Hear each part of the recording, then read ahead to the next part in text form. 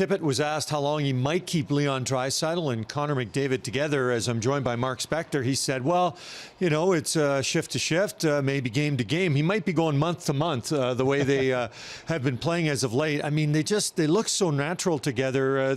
They have shown why oftentimes they're the number 1 and 2 players in the National Hockey League. Well, certainly the number 1 and 2 scorers in the National Hockey League after this 7-1 game. 8 points between Leon Draisaitl with a hat trick and Connor McDavid. Listen, the issue when you put them on the same line together is what's going to happen with your other 3 lines? Will you get the support scoring you need?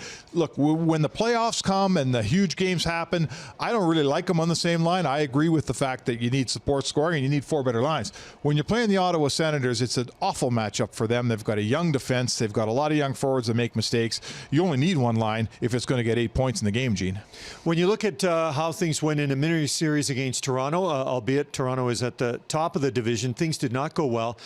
People might say, well, it's Ottawa and they are a rebuilding team, but what do you like about the way Edmonton has rebounded here at home against the Senators? Yeah, and against Calgary in the first game after that Toronto series, Gene. Look, that Toronto thing was sort of devastating, right? It was a big measuring stick for Edmonton, and man, they fell flat, outscored 13-1 in 3 games, and it was a hurtful situation, and they came out of that and you weren't sure which direction they'd go. Well, they had a Saturday night game against Calgary, a very tough start. Calgary started very strong.